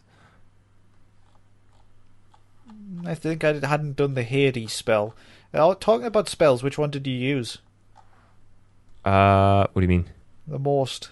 Did you switch between them, or? I used the Thunderbolt. Yeah, I use didn't. that I one all the hardly time. ever used the head of Medusa. No. That was the first one you got, wasn't it? The Thunderbolt. I think you got the head of Medusa first. No, you got the Thunderbolt first. Did you? Head of Medusa second. Yeah. That one was just so good. It was so necessary at the end, especially when you're fighting the clone battle. Oh god, that fight. We'll get to that in a bit. That friggin' sucked. How far did you get, Tom?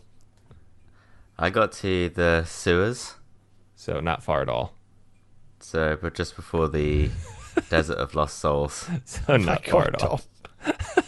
Yeah. Barely halfway. Couple of hours, I think. Yeah. It's a long game. I think I clocked in at Yeah. about 10 hours. I was 8. It probably was longer because of how many times I died and had to redo sections. So probably 15 hours. Oh, shit. How did you feel about some of the puzzles? They were okay. Some of them were alright. I didn't like the one where you had to push the blocks in a certain way, so they made a wall. Oh, the Tetris game. Grecian Yeah. Tetris. Pain in the arse. I don't know. I thought that was okay. The one bit I didn't like is when you had to take the... now, disclaimer, I may actually be confusing this with a part of Ghost of Sparta, so if you guys don't recognize this, then it's probably from Ghost of Sparta. But one where you had to push a block up a slope while there were archers shooting down at you. No, Is that's this one. That's it. Yeah. Okay. So you had to push this block up the slope, and there were key points where you could drop this block and it wouldn't slide all the way back down while you're It's an fighting enemy in people a off. cage, isn't it? Yeah. It's Yeah, it's yeah. not an enemy. It's a civilian in a cage, and Poseidon requires a sacrifice. No, it is an enemy. It looked like a monster. No, it's a guy, because when you push him into the fire, he's screaming at you, "Please don't! No, no, no!" He's another Spartan. my. Jesus. Maybe they changed it in the HD remaster. I actually took a picture of it and sent it to you guys. Like, holy shit, Kratos is something. Honest to God, that was a monster on my version. There's no way. What? I think you're lying. I'm not. Yeah, you're definitely lying. Yeah, here it is. I've got a picture of it right here. I'll send it to you. It is cool. You can even see the Spartan helmet in it. But anyway, yeah, you have to push this box up a slope while archers are shooting at you and wave after wave of enemy. And you can't kill all the enemies because it's designed that you have to push this up the hill while under fire. Which I didn't realize and just kept killing enemies. So that's where 7 of your 8 hours came from. Yes. So you get this thing up to the top, and this particular part actually just kind of portrays exactly how brutal and unforgiving Kratos is, because Poseidon requires a sacrifice. He goes, well, this dude's in a cage. I'm just going to push you into this fire. He pushes him into the slot, and these big furnaces come out and just fry this guy and then unlock the door. See, did you get the picture, Dan? Yes. Honest to God, Eric, that is completely different in the original. I don't know about that. I think you're making it up. No, honestly, because I remember, because the monster slams into the side of the cages when you're moving, I remember thinking, is he going to hurt me when he does that? Honestly. I don't know. That was the challenge of Poseidon, right? Yeah. Let's see if we can pull. I don't want to waste time on that. The other bit. Oh God, this bit towards the end when you had to climb up the rotating pillar with the blades. Oh, God, I hated that so much. Talk about something that was not properly play tested. And not only did you have to do it once, you had to do it twice. And the second one was taller. What was that? What did you have to do? So there's this rotating column that's pressed into a crevice where you can only climb up the front half of it. That's Dan's signature move. Rotating column into the crevice. God. So it's divided into 4 or 5 segments, and each segment is rotating in opposite directions, and there's random blades sticking out, and you have to navigate your way up. And the second you get hit by anything, you fall all the way back down. Oh, Jesus. So So you- some horrible platforming then. It was real bad, like Jack and Daxter style platforming right there. And then you get to the top and you're like, thank God that's done. And then you walk around the corner and you're like, fuck, there's another one. Yeah, it was horrible. But is there a save point halfway between the two? But when you die, if you die, you just start at that checkpoint right there. So the game does a good job of checkpointing. And I don't know if that was because of the HD remaster version. Yeah. No, the checkpoints are pretty generous on the original. And but you do have to physically save. Well, yeah. They didn't have autosave back then. Well, they should. What about the bit where you have to run up the hallway with the flaming boulders coming at you, and you have to try to lift those doors before the boulders hit you? Oh, God, that was ridiculous as well. Good Lord. I was just flirting with death as that last one was coming towards me, so I'm hammering the button. Hey, Death! You're looking fabulous today. Oh, super. Have you come for me today? Oh, is that a flaming boulder? I'm just going to open this here door. Just bear with me.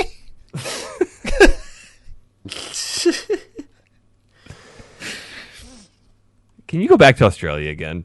Yes. Okay. Good. You missed me. I know. Or the tightrope walking on the wooden beams up above.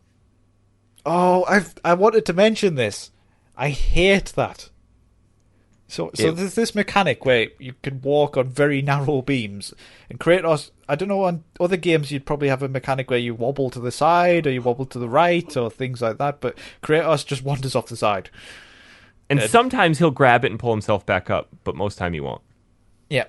And it's the sensitivity of the analog stick in this section is ridiculous, and I can't count how many times I fell off a ledge. I got to the point where I was getting impatient with it when I would die, so I would just run back out and like try to jump across and land on the other beam. That didn't work. I actually got quite good at it towards the end. Oh yeah, Yes, you can. But every time you fall off, you just climb back up. No, you have you to press fall X off to and do die. that. Yeah, but he always tries to grab Not the always. rope. Oh. Not always. Sometimes it depends if the game fancies it or not. And then it gets even worse Okay. because you get to a section where there's this giant spinning propeller of blades Yep. that you can't see, and you just have to guess when to double jump to hop over it. And if you move the stick at all while you jump off the beam. That's back to the start. I will say, though, that I really enjoyed all the boss battles in this game. Maybe with the exception of that giant minotaur at the end, where he's got all the armor and you have to attack him a certain number of times, and then that piece of armor breaks off and you have to fire a wooden bolt at him. That one's a little frustrating. Oh, I like that one. That was my favourite. There wasn't really many boss battles, was there? Not a ton, no. Not compared to the third one. Well, that was just boss battle after boss battle, wasn't it?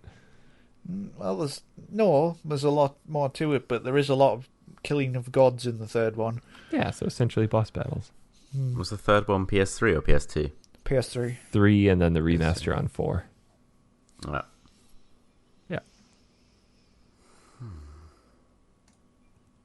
I don't know. What else do you guys want to talk about it? The last boss battle? Yes. So, also we need to talk about the bit where Kratos recovers Pandora's box and Ares throws a spiked column from about 3,000 miles away and somehow impales Kratos and kills him. It's ridiculous. It travels, honestly, Tom, it zooms across the desert for miles and miles and miles. Kratos is just coming out of this temple and just comes from nowhere and just impales him. Like, first of all, how could he even see him? He's a god. He's omnipotent. Clearly. And then, so Kratos actually dies and falls into the underworld, and then because he refuses to die, climbs back out of the underworld. I really liked the underworld. That cutscene as you're falling, he grabs onto a guy who managed to grab a ledge to avoid being sucked into the river of the damned. No, but that's the captain he killed earlier. Oh, was it? Yes, the captain at the start. Brilliant. Tom, you remember this? It was Yes. inside the Hydra, and Kratos kills him by stealing his key. yeah. Yeah, Yeah, it was yeah. the same guy. He's such a jerk. So going back to the beginning, I'll admit, after I killed the Hydra, I didn't necessarily know exactly where to go. I heard screaming. I'm like, oh, I remember there being a locked door. I need to go back to that door. And say, Yeah. you don't have the key for it. So I go back to the Hydra, and I'm like, well, that mouth looks suspiciously open. I better go in. And I like how he steals the key from the guy and then kicks him in the head to drop him down the throat. Yeah. What an And asshole. then he kicks him in the head to drop him into the underworld. Yeah. It very much reminded me. Have you guys ever played Dante's Inferno? Yes. No. It's so fun. It's basically It's a God of War clone. Yeah, it is. Is it like but- Devil May Cry? No, it's A like little God of War, but Oh, it's set in the seven circles of hell, Dante's Inferno. And it's quite a good game, actually. Huh. It I'm is a surprised it direct ripoff. Oh yeah, it's got the same combat system, but it's pretty good. No, Miss the underworld was a freaking blast. I really enjoyed that level because as you're platforming through, all of these damned souls are falling down. You see these bodies plummeting by, and there's screams happening as they're falling down. It's just a really neat level. You're quite sadistic, Eric Peterson. Yeah, I liked it. I don't know. It's a unique design. Yeah. That's why I like Dante's Inferno, because that is very clever. That's how it presents hell. Did they do a remake of that? I don't think so. They I should. think I've still got it somewhere. I don't know if I do or not. Yes, I do. I can see it now. Oh, ooh, Ooh. saucy. Dante's Inferno down there. I see. Dante. Dante. Oh, Dante. But I think we need to talk about the last boss fight. Yes, with Arse. With ours. Yeah. So after Kratos magically comes back to life after fighting his way out the underworld, he opens Pandora's box, which legend has it contains all the evils of the world. But in this case, it includes basically the power to become a Zord, like on Power Rangers. And Kratos becomes a giant. And it's utterly ludicrous. Honestly, I don't know if it was because it was on the PS2 version where the locations behind them and things looks really grainy and things like that, but just reminded me of Power Rangers, where it's clearly two guys in a suit on a miniaturized set. And it just reminded me of that so much. It was a fun little boss battle. It was frustrating, boss battle. Yeah, I died a few times on that one. Yeah. And then Is it he the most difficult boss in the game? no. Is that Hades or? No. Oh. The final boss fight is the most difficult boss battle in the world, and that's I don't against. think you fight Hades on this one, do you? No, I don't think so. You definitely kill him on the third one. So after you defeat Ares, you are taken back Transported inside yourself. inside yourself, so to the church where you killed your family. And you go inside and you see your wife and child there, and they're about to be attacked by hundreds of copies of Kratos that are just pouring out of the walls. And that is the boss fight, is just continually defending them against the attack of Kratos. And they have a health meter that you can replenish at the expense of your own health. So if you get close enough to them, you can press circle and transfer your health to them, therefore By making hugging the them. battle harder. By hugging them. By hugging them. Yeah, Kratos has a little bit of a soul. But that boss fight was annoying as.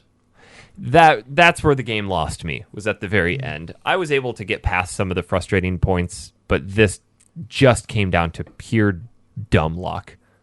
I fell off the ledge, and I was near the end. Oh, dear. Because it just crumbled from underneath me, and he just died. And I was like, really? Well, I'd managed to go into it with the full Hades meter, and then I had full magic. I had everything leveled up. The Blades of Chaos leveled up, and then my Lightning Bolt leveled up as well. But you utilize those all almost right away.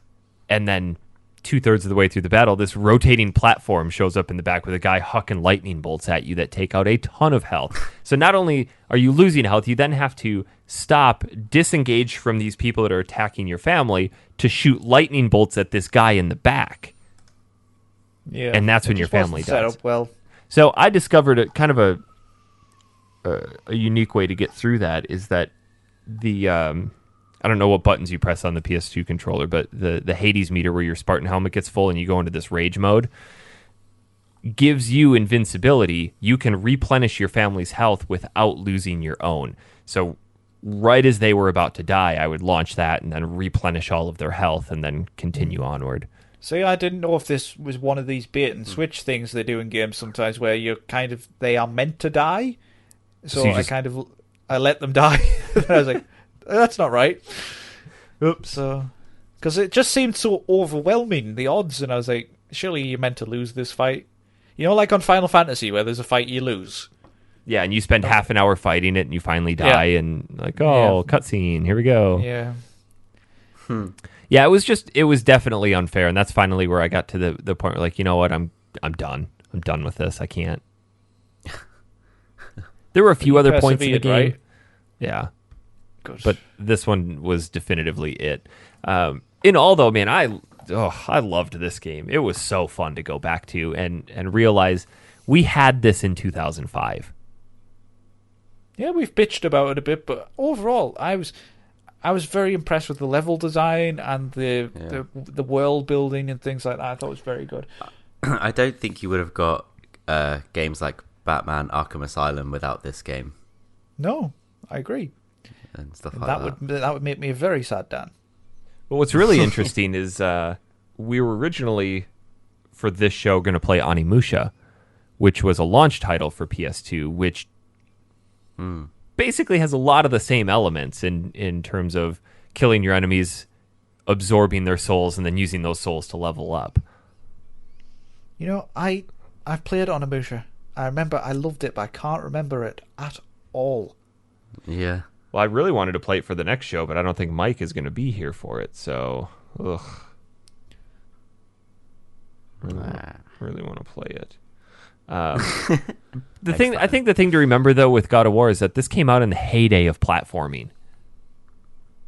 Yeah, it did. And yeah, true. They really set out to kind of fill that gap or fill that need that everybody wanted, but also take it to the next level. And I think they did that a lot in terms of character design, enemy and combat, and then the story. And it definitely helped because it laid the groundwork for all of these other God of War games that we have. It's if you watch the documentary, which is included on the disc after you complete it, that's quite fascinating, the way that it was made and things like that. Well worth a watch.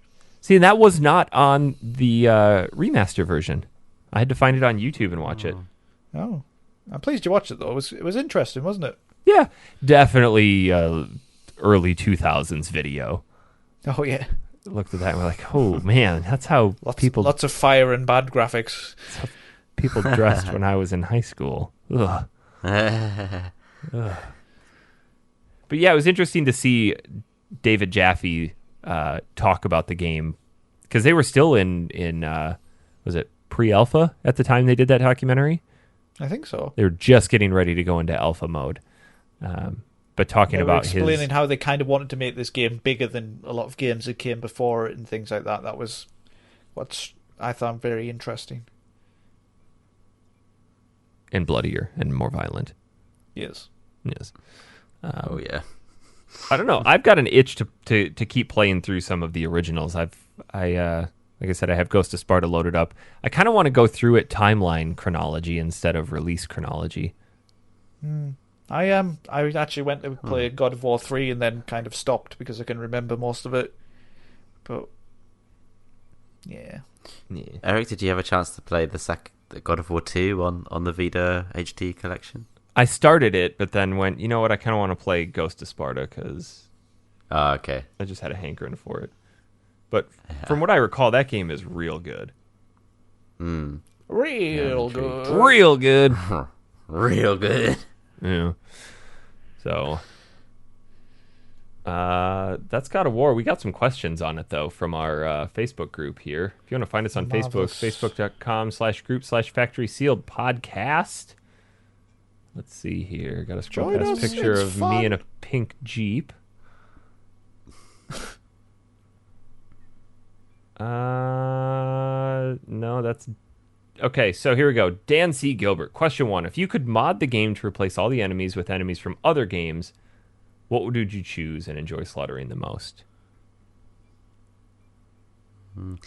The genome soldiers. Pikmin. Pikmin. Yeah, even though- Goombas. Yeah, Does Goombas. it have to be an enemy? Oh yeah, Pikmin are your friends, aren't they? A bunch of Marios, because you're in that part of the world. 3D models of my best friends. Oh shit! Tom, it's dark. Mike Tyson. And all his hair. All of it. And then It's you just get Mike's his hair. hair. And then you get his hair as a weapon afterwards. Like Bayonetta. Question 2. How would you rate the game in terms of iPods, i.e. the sleek iTouch Gen 1, the rock-solid iPod Classic, or the shameful iPod Shuffle? iPod Nano. Nano? No. No. Yeah, the little one with the screen. Nano. That's not the Nano. Yes, it is. Yeah, it is. Oh, the got Shuffle's the one. one without the screen.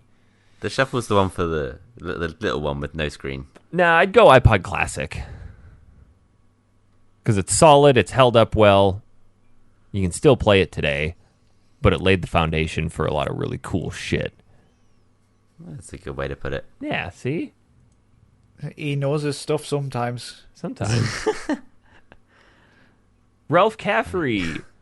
I'm almost positive that I didn't know you could block or roll my first time through this game. Maybe that's why I'm enjoying it so much more this time around. Less of a question and more of just an observation. But I feel your pain. I know the struggle of not knowing the controls for games when I play them. Yes, every game you play. But he actually does follow up with... Let us not forget last week where you couldn't figure out Donkey Kong. Figured it out. No, you didn't. You didn't know you could sprint for the entire thing. Yeah, but I managed to make it 2/3 of the way through the game without sprinting. My God, it was so bad. Dan, I don't have all the time in the world to figure out the buttons. I got to play these games in 2 weeks.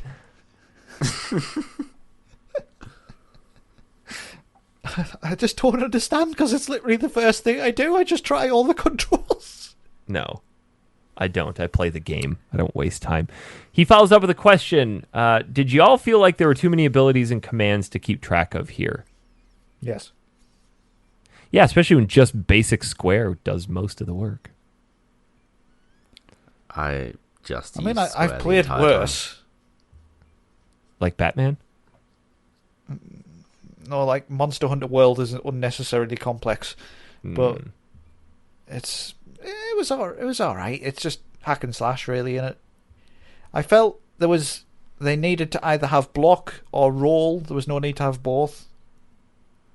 I never used roll. I believe they've actually taken block out in God of War 3. I'm not sure if they did in 2. I didn't really ever use it. I used parry quite a lot actually, Nah. especially on the last boss fight. Really? I just roll out of the way. No, because the roll wasn't very responsive. Zach Foley has 10 questions, but I don't think we're going to touch all of them. Excellent. He wants to know what's everyone's favorite God of War game. 3, possibly the new one. Chains of Olympus. I on think the PSP.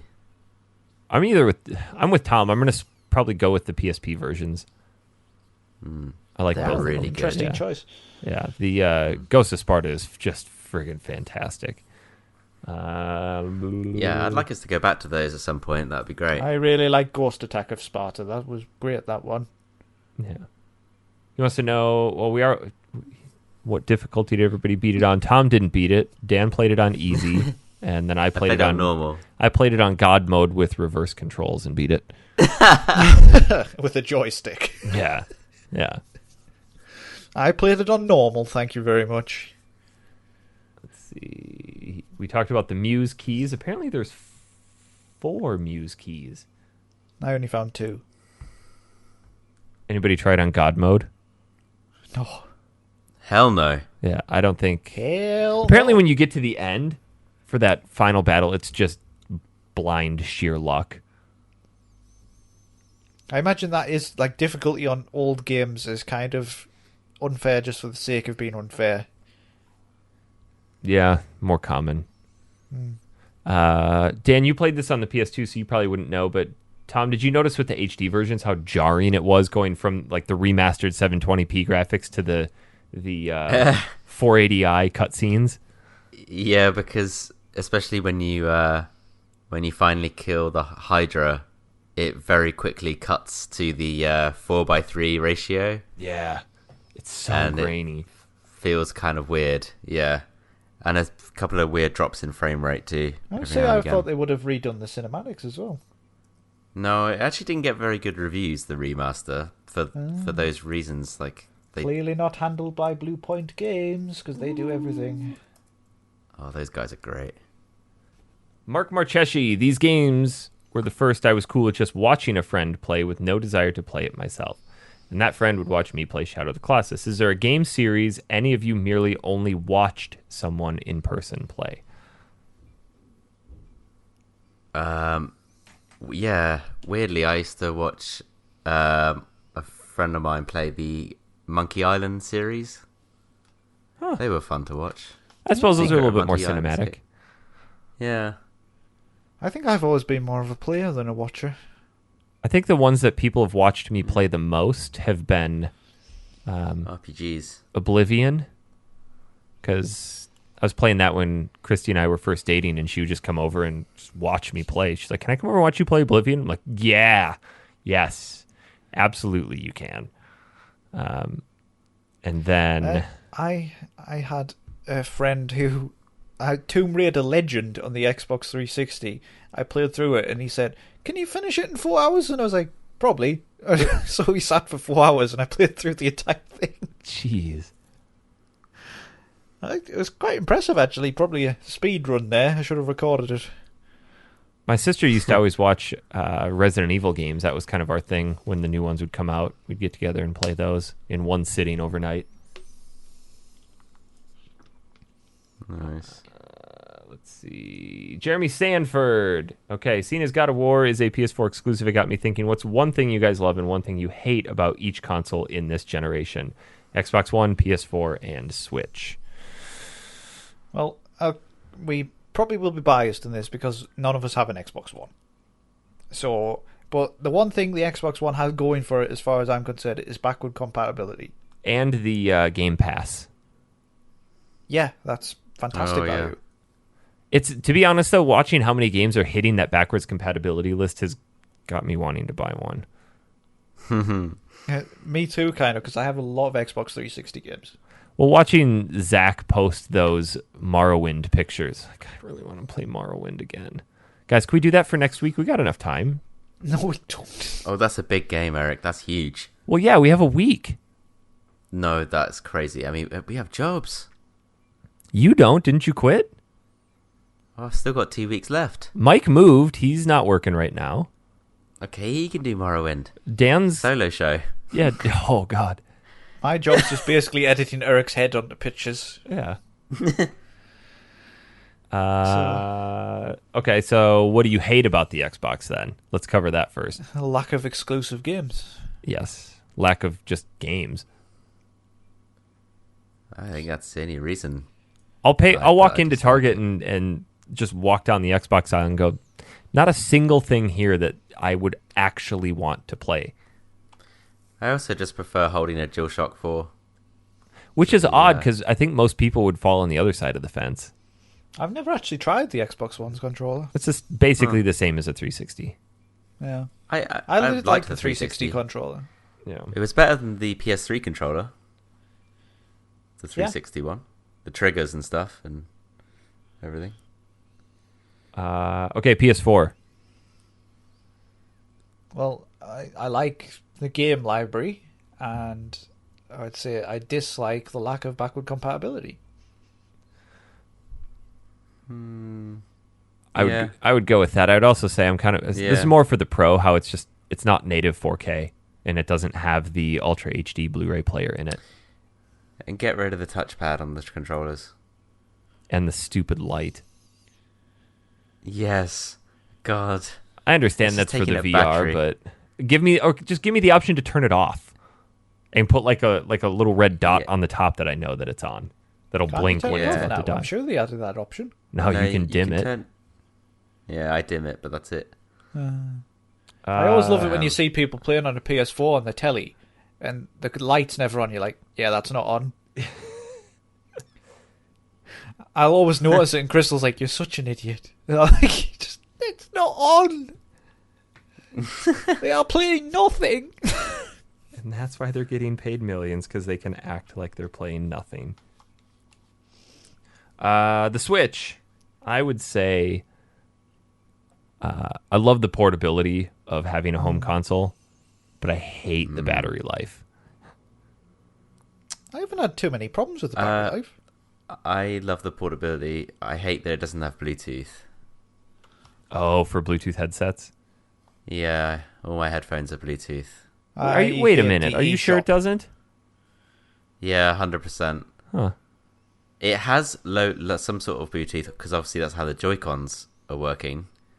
Oh, but Like, it doesn't you can't- have Bluetooth communication. You can't actually connect devices to it. You have to buy like a pack that you'd plug into the audio great. jack and connect to that, but no one's going to do that, right? That's convenient. Yeah. I don't like the eShop. Oh, God. Depends. That's a joke. And I don't like that it's been over a year and we have nothing about the Virtual Console yet. Yeah. It's not without its flaws, Switch, but Yeah. great console. E3's Otherwise. coming round. Let's see what happens. Oh, man, I can't wait to not hear about it. Guys, that's it Final for... Fantasy 7 remake, right? How long has it been since they've announced that now? 4 years? 2 years. 2. Really? Yeah, it's just 2 E3s ago, I think. I think it was more than that. It's I the think first it's show 3 that you years. came on.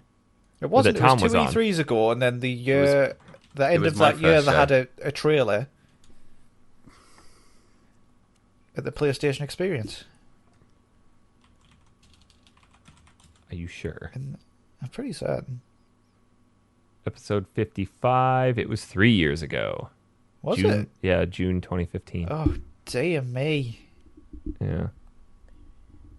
And It's not going to if happen. everything goes to plan, Kingdom Hearts 3 might actually come out this year. No, let's not get ahead of ourselves. No, that's not going to happen. Let's not get ahead of ourselves. I can't Dan. believe Square is still beating the dead horse of Final Fantasy 15 as well. Apparently that game is real good now with all of the additions. It was Yeah. real good anyway, but like all of this should have been in it. Yeah, they just couldn't delay it anymore, could they? No. They had to just get it out But there. they are even though it still was unfinished. after they've released a Royal Edition, which includes everything to date. They're now releasing more DLC packs. So you're going to have the Super Royal Edition? Ugh. I don't even know. Are The you gonna Final jump back Fantasy into it, Dan? 15 Jeeves Edition. I can't, Tom. I can't. It's just I feel I've so never- annoyed that I didn't get it all. I've never been the a time? big Yeah. DLC person. Because Me typically either. by the time DLC has come out, I've beaten the game and moved on. That's what happens to me all the time. You guys are just too keen. And sometimes DLC is just not worth the money, and sometimes it is. Yeah. Even for the Souls series, I've only ever bought one DLC. I bought a DLC for 2, Dark Artorias Souls of 2, the and Abyss. I bought the original game's DLC as well. The original game. Huh. Oh, yeah. I'm just not into it. I don't know. I think you're right though. Like you've moved on by the time it comes out. Yeah. And anybody who buys a season pass, as far as I'm concerned, is an absolute idiot because you don't even know what you're getting. Well, look at Breath of the Wild. Easily one of my top games of all time. I haven't bought any of the DLC for it. Yeah, because you played it to death, so why would you want more, really? Yep. I mean, I'm the kind of person who likes to get through a game, and then maybe some games I might try and get everything, but some games I probably won't, and then I'll just move on to something else. Wait, you're saying that you get everything in the games? Yes. You don't say. God. I haven't got everything in Celeste yet. Yet. Ugh, It's coming. good luck. I think I'm done. I think I'm done. It's too difficult. Yeah. Yeah. Got to get your money's worth. Guys, I have no idea what we're playing for next week, but it's got to be something short. Tom, you won't be here or you will? I Cool won't. Spot goes to Hollywood. I won't be here. I'm sorry. No, we're not But playing I'm in Cool Dublin. Spot Goes to Hollywood. What? We're not playing Cool Spot Goes to What? Hollywood. Why not? We nearly did before. Yeah, but then we decided not to because it's probably terrible. No, we decided not to because we weren't doing it that week or something. Well, we got to find out if Mike is going to be on, because if he's going to be on, then we have to figure out how much time he has. If not, it'll be a Dan and Eric 2-man extravaganza. Oh, dear. Oh, shit. The world isn't ready. Guys, that's all I've got for this week. Me too. I think I'm pretty much done as well. Tom, we're not going to see you for like a month and a half. I know, it's crazy. I'm going to miss you. Oh. Oh. Yeah. But just think, next time we Next see time you, hear my voice. you'll be just that much closer. And Tom, just think, next time, when you're in Canada, Yes. Eric will still be an idiot.